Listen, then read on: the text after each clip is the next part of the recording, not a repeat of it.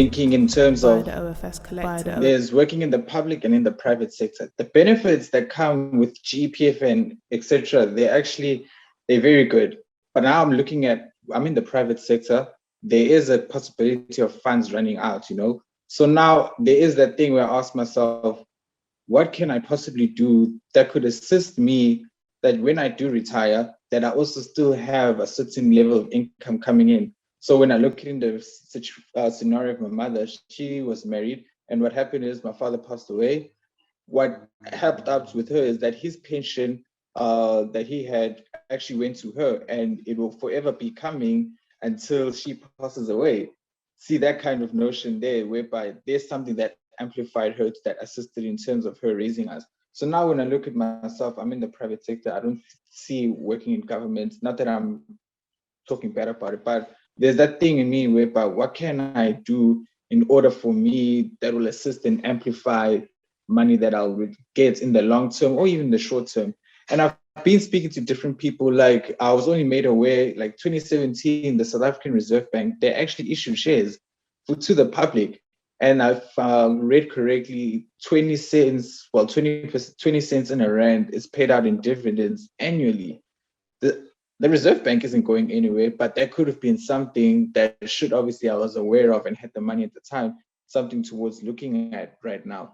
But in terms of for investing, and I do believe that you should do the research. There are very different tools that we can look at.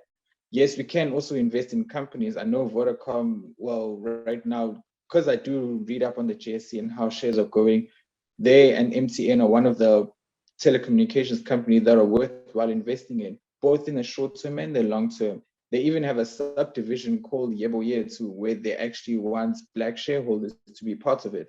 So that kind of notion, doing your research, and I was speaking with my financial planner, is making me aware of the retail bonds with South Africa. And actually, it has a guaranteed return, and it's less riskier than all the unit trusts that people are making aware of, the asset managers. So I do believe that you do put money aside, even if you don't know what it's for.